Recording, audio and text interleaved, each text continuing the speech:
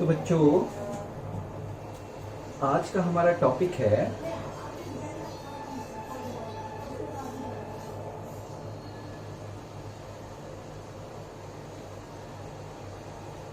Mathematical tools का सबसे important part, और वो है डिफरेंशिएशन।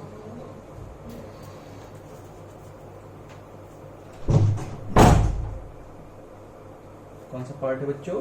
डिफरेंशिएशन, सबसे इंपॉर्टेंट पार्ट मैथमेटिकल टूल्स का। और सबसे इंपॉर्टेंट क्यों है बच्चा? क्योंकि ये लेटेस्ट सबसे पहले ही एरर वाले चैप्टर में यूज होने वाला है, और जस्ट उसके बाद काइनेमेटिक्स में इसका जम के यूज है। अगर ये नहीं आता है तो ना तो आप पूरा एरर कर पाएंगे क्वेश्चंस, और ना आप काइनेमेटिक्स कर पाएंगे। उसके बाद के चैप्टर तो परेशान करेंगे ही करेंगे, लेकिन ये चैप्टर तो स्टार्ट ही नहीं कर पाएंगे, मतलब फिजिक्स आप स्टार्ट ही नहीं कर पाएंगे। तो मैथमेटिकल टूल्स में हम कुछ चैप्टर्स पढ़ते हैं, कुछ पार्ट पढ़ते हैं, जिसमें डिफरेंशिएशन इंटीग्रेशन एक बड़ा पार्ट है जिसका तुरंत जरूरत पड़ती है फिजिक्स में। दूसरा एक बड़ा पार्ट है ग्राफ। तीसरा एक पार्ट है बाइनोमियल थ्योरम, जो कई जगह डिफरेंशिएशन के सब्स्टिट्यूट के फॉर्म में यूज होता है और कई जगह डायरेक्ट भी यूज होता है कैलकुलेशन में। और चौथा पार्ट है लॉग। तो इस टाइप के छोटे छोटे टुकड़े हमने मैथमेटिकल टूल्स में करके रखे हैं जो आपको पढ़ना है।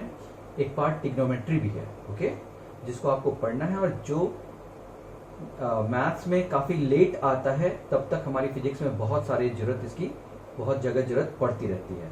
और अगर आप नहीं पढ़ेंगे तो आपके लिए फिजिक्स पढ़ने में दिक्कत होने वाली है, ओके बच्चों। तो डिफरेंशिएशन में क्या, तो आप ज्यादा नहीं, जितना बताता हूं केवल उतना समझते जाइएगा। क्यों ऐसा बच्चा?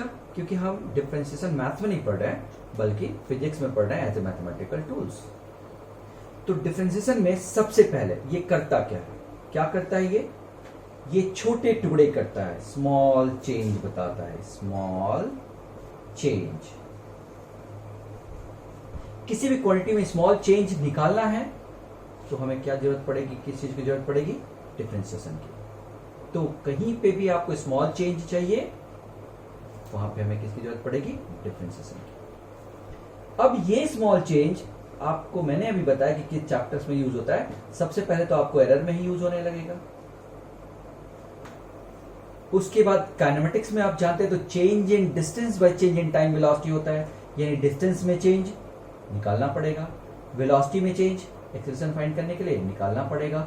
इसका मतलब कि जैसे एरर चेंज का ही दूसरा एक फॉर्म है, वैसे ही वेलोसिटी चेंज इन डिस्प्लेसमेंट निकाल के ही आएगा, एक्सीलरेशन चेंज इन वेलोसिटी निकाल के ही आएगा। मतलब स्मॉल चेंज निकालते ही हम एरर समझ जाएंगे। अगर ये हमें आ गया तो एरर निकल जाएगा, वेलोसिटी निकल जाएगी, एक्सीलरेशन निकल जाएगा, एंड सो ऑन। बच्चों इस टाइप से हम ये सब निकालने के लिए डिफरेंशिएशन का यूज कर सकते हैं, क्योंकि वो हमें क्या देता है? Small change. दूसरा, इसको ऐसे भी कह सकते हैं कि स्मॉल चेंज ही नहीं, रेशियो ऑफ स्मॉल चेंज भी देगा। रेशियो ऑफ स्मॉल चेंज ये भी देगा बच्चों, रेशियो ऑफ स्मॉल चेंज। ठीक है, कैसे देगा उसको मैं बताऊंगा। कि जैसे या बता ही देता हूं, मान लीजिए y एक फंक्शन है जो x पे डिपेंड करता है। y एक फंक्शन है जो x पे डिपेंड करता है। एग्जाम्पल बहुत हो सकता है। y equal to x square हो सकता है, y equal to x cube हो सकता है, y equal to sine x हो सकता है, कोई भी फंक्शन हो सकता है। इनको फंक्शंस कहते हैं। तो y एक ऐसा फंक्शन है, एक रूल है जो x पे इस तरह से डिपेंड करता है, या इस तरह से, या इस तरह से, या कोई भी हो सकता है मैथ्स में।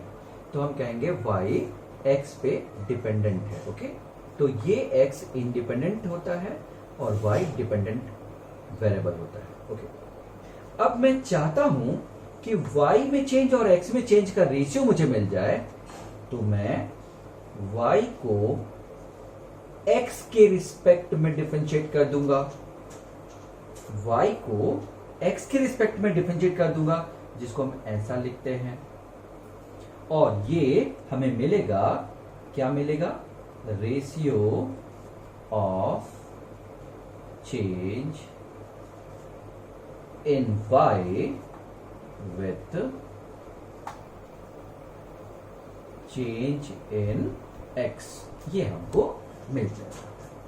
ठीक है बच्चों, तो ये अभी कैसे नहीं, अभी केवल इस पे कि हमें मिलता क्या है।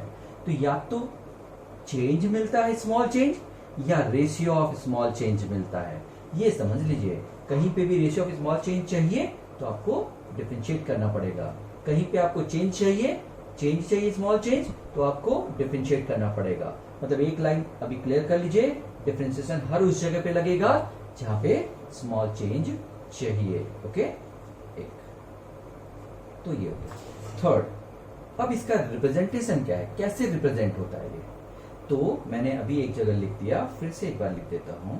अगर कहीं ऐसा लिखा है बच्चों dy by dx, तो इसका मतलब है डिफरेंशिएशन देखिए शॉर्ट में लिख रहा हूं, of y with respect to x, इसको ये कहते हैं।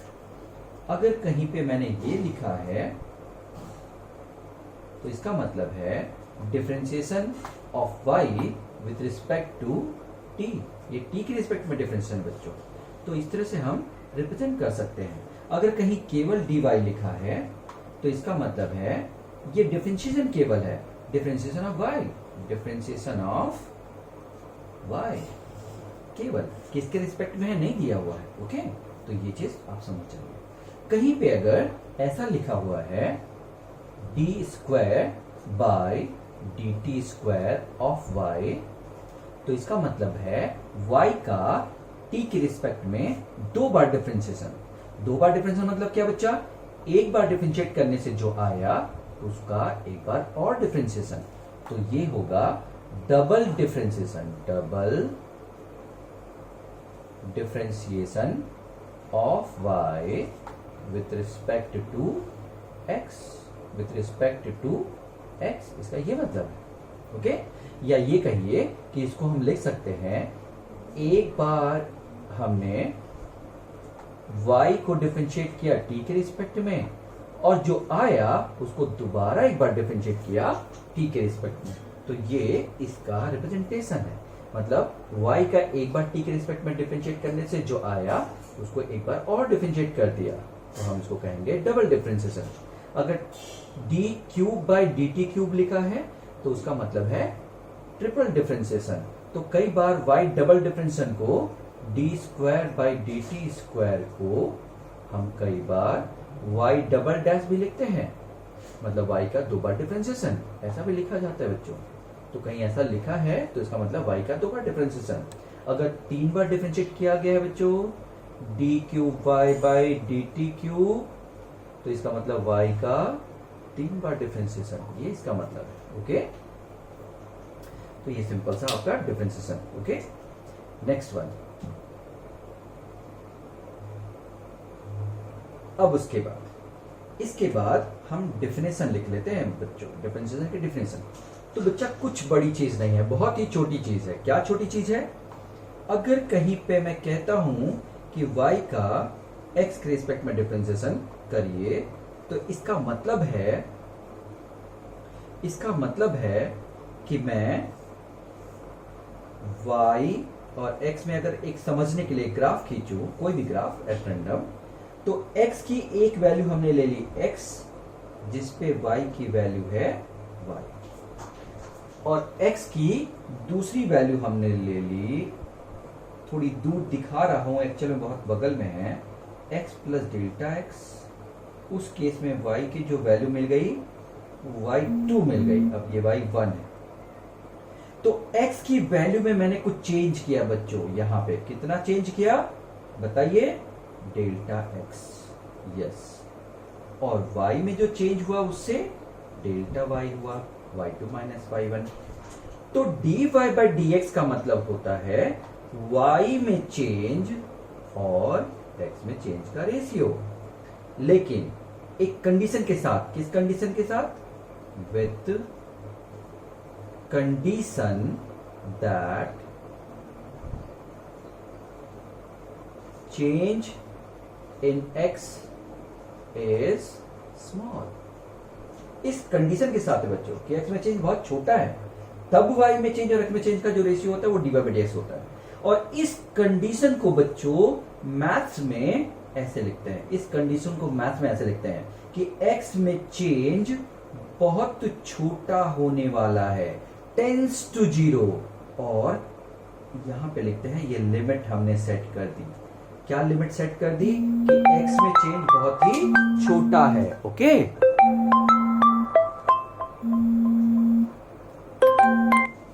x में चेंज बहुत ही छोटा है, ठीक है, ये हमने एक लिमिट सेट कर दी।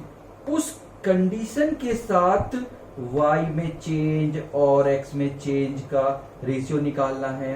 मतलब ये है हमारा मैथमेटिक्स और ये है हमारा फिजिक्स। तो ये कंडीशन के साथ जब हम चेंज और y और चेंज और x, चेंज इन x का रेशियो निकालते हैं तो उस कंडीशन को हम मैथ्स में ऐसे लिखते हैं और यही है इसकी डेफिनेशन। समझ गए? और इसको हम और थोड़ा ठीक से एक्सप्लेन करें तो हम कह सकते हैं limit delta x tends to 0 y2, यहां देखिए y2 minus y1 upon x2 minus x1। ये समझ में आ रहा है सभी लोगों को? या नीचे तो डेल्टा x भी रहने दीजिए तो सही है। अब y2 क्या है बच्चों? y2 मतलब फंक्शन की value at x plus delta x। तो इसी को हम लिख सकते हैं limit delta x tends to 0 function की value at x plus delta x। मतलब फंक्शन की वैल्यू कहां पे बच्चों? x प्लस डेल्टा x पे, माइनस फंक्शन की वैल्यू कहां पे? x पे, अपॉन x2 माइनस x1 को हम डेल्टा x ही रहने देते हैं। ये है बच्चों, इस डेफिनेशन का यूज करके हम डिफरेंशिएशन फाइंड करते हैं। ठीक है बच्चा, इस डेफिनेशन का यूज करके हम डिफरेंशिएशन फाइंड करते हैं। तो ये है आपका बेसिक पहले डिफरेंशिएशन होता क्या है। क्या होता है? Small change. और क्या कर सकते हैं इससे? रेशियो ऑफ चेंज निकाल सकते हैं, स्मॉल चेंज निकाल सकते हैं। दो रिप्रेजेंटेशन कैसे होता है? dy/dx ऐसा लिखा रहता है और इसका मतलब ये होता है differentiation of y with respect to x। और ऐसे ही अगर ऐसा कहीं लिखा है तो differentiation of y with respect to t। और केवल dy लिखा है तो डिफरेंशिएशन ऑफ y, किसके रिस्पेक्ट में नहीं लिखा है। ओके, तो ये ऐसा कहीं लिखा है तो डबल डिफरेंशिएशन। इसको हम ऐसे भी डिनोट करते हैं y डबल डैश, उसका मतलब होता है 2 बार डिफरेंशिएशन।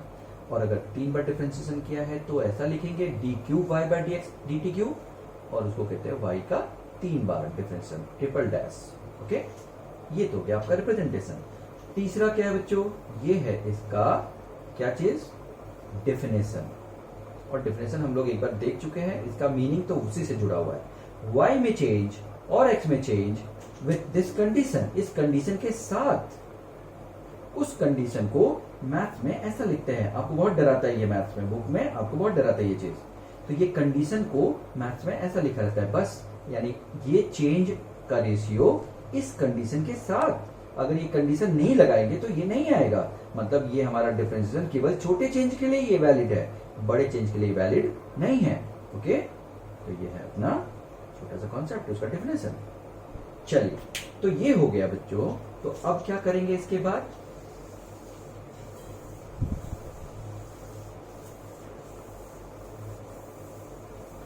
अब हम देखते हैं कि ये काम कैसे करता है, ये डिफरेंशिएशन काम कैसे करता है। एक एग्जांपल से करते हैं। एग्जांपल आपके लिए जरूरी नहीं है अभी, लेकिन उससे हमें जरूर कॉन्फिडेंस आएगा कि आखिर में ये काम कैसे करता है। तो एक एग्जांपल लेते हैं बच्चों, y = x², और हम इसका डिफरेंशिएशन करना चाहते हैं, dy/dx फाइंड करना चाहते हैं। लेकिन हम dy/dx एक लाइन में फाइंड कर सकते हैं, फॉर्मूला होता है। लेकिन मैं यहाँ पे क्या बताना चाहता हूँ आपको, इस डिफिनेशन का एप्लीकेशन बताना चाहता हूँ। ये आप स्किप भी कर सकते हैं। ये उन बच्चों के लिए है जो चाहते हैं जानना कि आखिर में ये डिफिनेशन आता कहाँ से है। तो थोड़ा सा एक एग्जांपल होने के लिए तो करने के लिए तो बहुत कुछ है इसमें, लेकिन हम अभी केवल मिनिमम जो हमारे कॉन्फिडेंट बनाए उस पे चल रहे हैं, यानी हमारा कॉन्फिडेंस लूज ना होने दे, उस टॉपिक को लेके चल रहे हैं, बेसिक लेके चल रहे हैं। तो इसको आप देखते हैं। तो बच्चों डेफिनेशन में इसको लिख देते हैं, dy बाई डी एक्स मतलब लिमिट, इस लिमिट के साथ, इस कंडीशन के साथ, कंडीशन है ये y में चेंज। तो y में चेंज अभी हमने देखा फंक्शन की value x plus delta x पे, तो इस फंक्शन की value x plus delta x पे लिखेंगे तो क्या हो जाएगा बच्चा, x प्लस डेल्टा एक्स का होल स्क्वायर, यानी y की वैल्यू x की किस वैल्यू के लिए, x प्लस डेल्टा एक्स के लिए निकल गई है, माइनस y की वैल्यू x के लिए, ये है y की वैल्यू, जब x की वैल्यू x ही रखेंगे अपॉन डेल्टा एक्स। मैं समझता हूं ये चीज सबको समझ में आई होगी क्या है। ये y की वैल्यू यानी फंक्शन की value x plus delta x पे, और ये फंक्शन की वैल्यू x पे। इसको ऐसे भी समझ सकते हैं, आप नहीं समझ पा रहे तो ये अगर कोई फंक्शन है तो उसमें x रखेंगे तो हमारी y की वैल्यू कितनी होगी बच्चा, एक्स स्क्वायर, और जब इसको बढ़ा के x प्लस डेल्टा एक्स रख देंगे तो हमारी y की वैल्यू कितनी आएगी, हम बताइए, x प्लस डेल्टा एक्स का होल स्क्वायर, ये y की वैल्यू आएगी। और हमें चेंज जो मिलेगा वो देखिए x प्लस डेल्टा एक्स का whole square minus x square मिलेगा अपॉन डेल्टा एक्स तो है ही। अब देखिए इसको सॉल्व करना है अपने मैथमेटिक्स में, और उस लास्ट में ये कंडीशन लगा देनी है। तो इसको ए स्क्वायर माइनस बी स्क्वायर का फॉर्मूला लगाइए बच्चों, ये कंडीशन अभी रहने दीजिए, इसको मत छोड़िए, जैसा कंडीशन है वैसे रहने दीजिए, लास्ट में इसको देखेंगे। तो ए स्क्वायर माइनस बी स्क्वायर का फॉर्मूला ए प्लस बी, ए माइनस बी, तो ए प्लस बी करेंगे तो 2x प्लस डेल्टा एक्स, ए प्लस बी, और ए माइनस बी माइनस करेंगे तो केवल डेल्टा एक्स बचेगा अपॉन डेल्टा एक्स। अब यहाँ पे नीचे भी डेल्टा एक्स, ऊपर भी delta x, delta x cancel हो जाएगा। अब हमें जो बचा 2x प्लस डेल्टा एक्स ना बच्चा, ये बचा, यहाँ पे मत लगाइएगा, यहाँ पे लगा देंगे x delta x equal to 0, condition लगा देंगे तो 0 अपॉन 0, ये 0 अपॉन 0 अनडिफाइंड हो जाएगा मैथ में, इसलिए यहाँ पे नहीं लगाना है, अब यहाँ पे लगा देना है।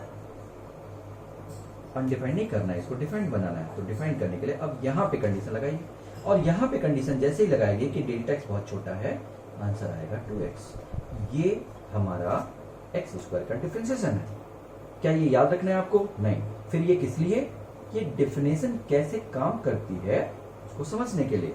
मुझे लगता है अगर आपको ये नहीं चाहिए आप इसको स्किप कर दीजिए। मैं केवल उन बच्चों के लिए बता रहा हूं जो चाहते हैं कि ये कैसे आता है, वो सेटिस्फाई होना चाहते हैं, उनके दिमाग में ये क्वेश्चन मार्क बना रहता है। y इक्वल एक्स क्यूब का भी देख लेते हैं, सेम कॉन्सेप्ट सेम मेथड। तो dy by dx will be equal to, this is condition, delta x tends to 0, this is mathematical condition, and then value of y for x plus delta x will be x plus delta x whole cube minus value of function at x, that is x cube over delta x। यहाँ पे इस condition में हमने इस फॉर्मूले में रख दिया।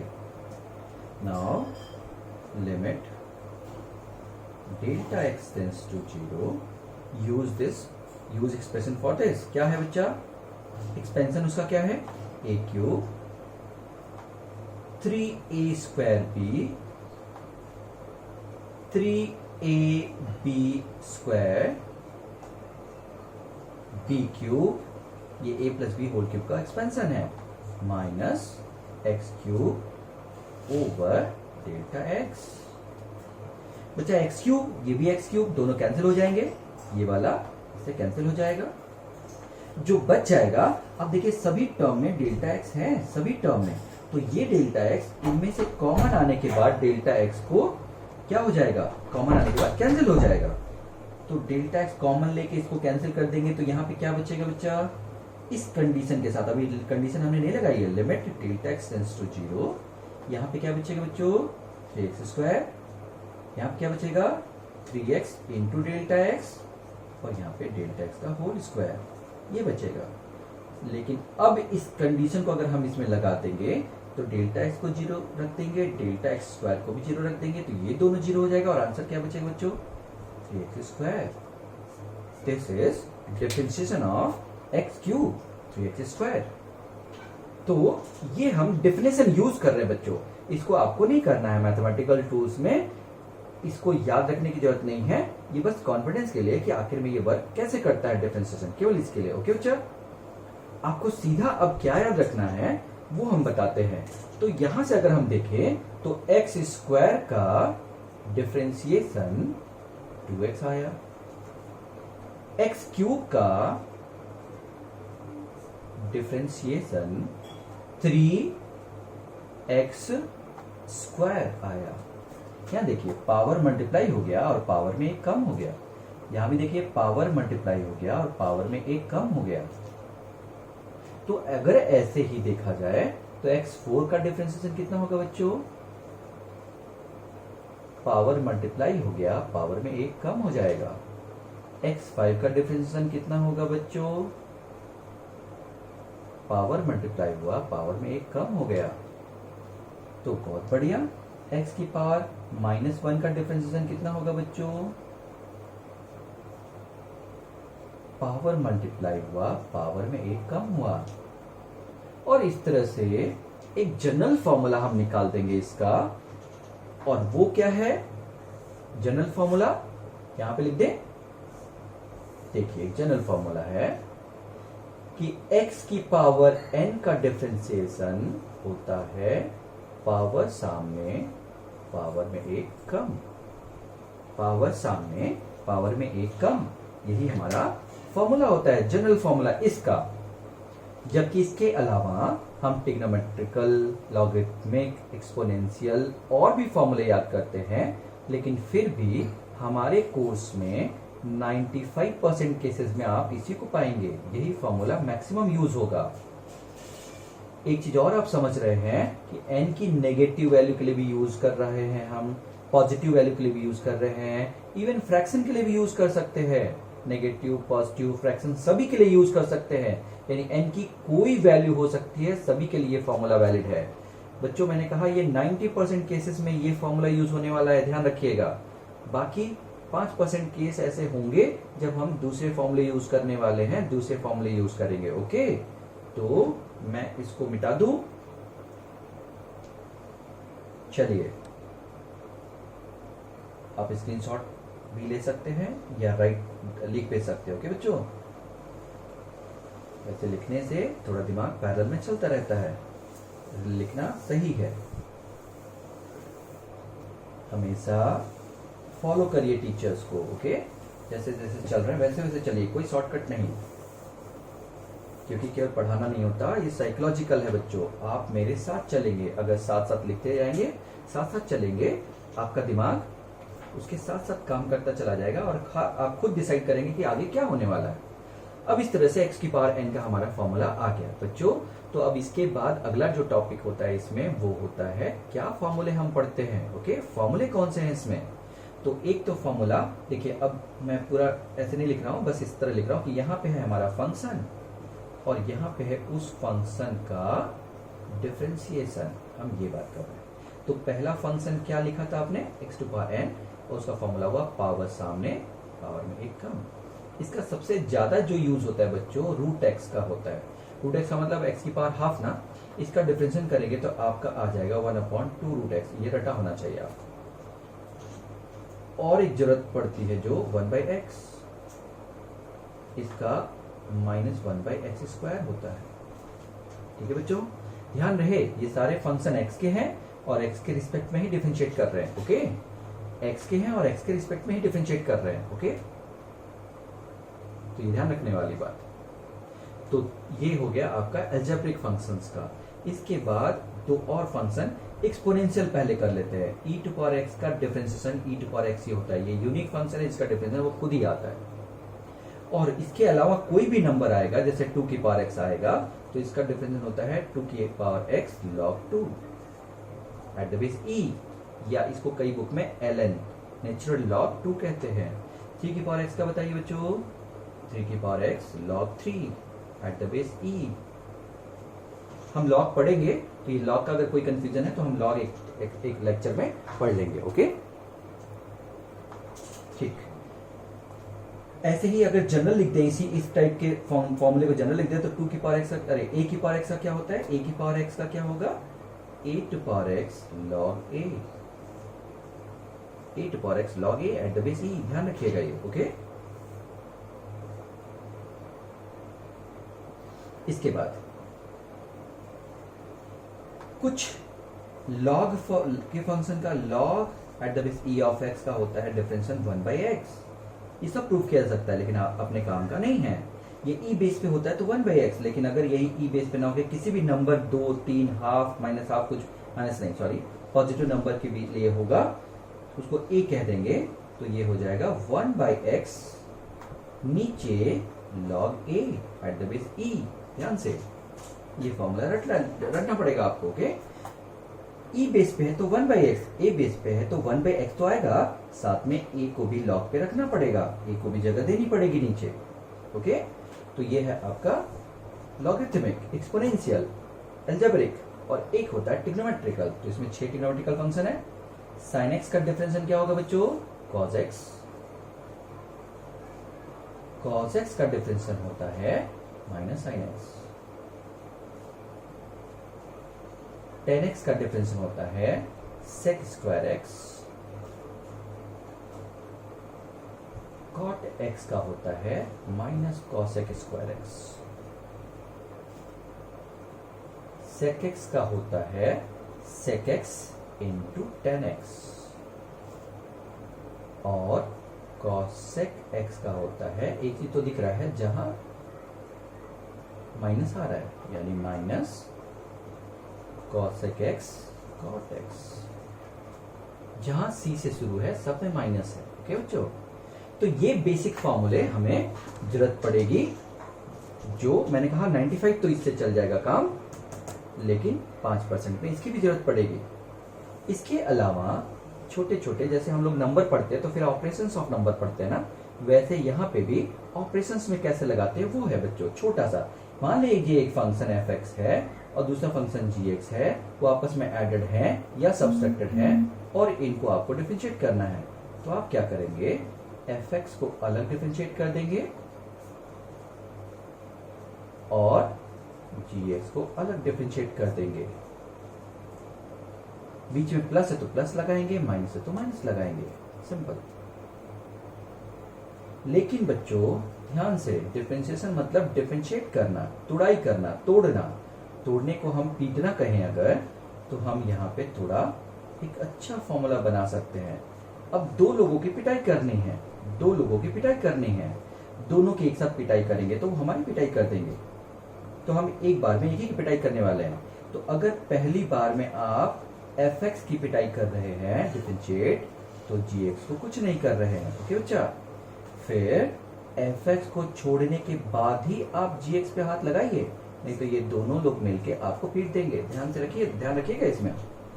और यही नहीं बच्चों, इवन अगर 3 फंक्शन है हमारे पास, 3, ओके, जैसे d/dx ऑफ f(x), g(x) और h(x), अगर 3 फंक्शन है और इनकी पिटाई कर दी तो वही रूल इसमें भी लगता है।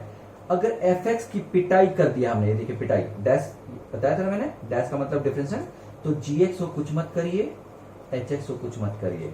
फिर f(x) की पिटाई हो चुकी है, अब f(x) को मत छूइए, f(x) को जैसा है वैसा रहने दीजिए। अब g(x) की पिटाई होनी है तो g(x) पे डैश, h(x) को भी कुछ ना करिए, और तीसरी बार में f(x) को छोड़ दीजिए, g(x) को छोड़ दीजिए, h(x) को की पिटाई कर दीजिए। ओके, तो इस तरह से हम अपने डिफरेंशिएशन के इन फॉर्मूलों को याद कर सकते हैं। ओके बच्चों, एक छोटी सी चीज और बच रही है, इसलिए मैं यहां पे कर देता हूं। उसमें एक छोटा सा पार्ट चेन रूल होगा, चेन रूल, तो उसको हम कर लेंगे। ओके,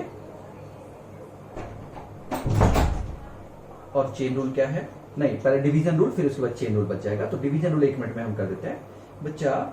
f(x) ओवर g(x) अगर है और इसका आपको डिफरेंशिएशन करना है तो इसका भी एक फॉर्मूला है। इसको आप जानते हैं ना, न्यूमरेटर कहते हैं और इसको डिनोमिनेटर कहते हैं। अब मैं इसको नर्स कह रहा हूं, इसको डॉक्टर कह रहा हूं, ठीक है बच्चा। तो नर्स और डॉक्टर, और डिफरेंशियल मतलब पिटाई करनी है। ओके सॉरी, थोड़ा सा, लेकिन फॉर्मूला रखने के लिए केवल। ओके, तो आप पहले जाएंगे हॉस्पिटल में तो कौन मिलेगा, नर्स। आप उसकी पिटाई कर देंगे, डॉक्टर को छोड़ देंगे, डॉक्टर को छोड़ देंगे, सॉरी, ठीक है ना, डिनोमिनेटर को छोड़ देंगे। माइनस, ध्यान रखिएगा, माइनस अब f को छोड़ने के बाद, fx को छोड़ने के बाद किसकी पिटाई? डिनोमिनेटर की। ये देखिए, ओवर डिनोमिनेटर का होल स्क्वायर, ये है आपका फॉर्मूला। बस इतना याद करने के बाद एक छोटा सा पार्ट और बचता है बच्चों, और वो है क्या चीज? Chain rule. Chain rule, okay. तो वो भी 2 मिनट की चीज है। अगर आप समझ गए कि डिफरेंशियल मतलब पिटाई, तोड़ना, तोड़ना मतलब एक तरह से पिटाई, ठीक है। तो इसको लिख लीजिए आप। इसको अगर आप लिख लें तो 2 मिनट में मैं वो भी खत्म कर दूं, फिर आपका डिफरेंशिएशन पूरा ही खत्म हो जाएगा।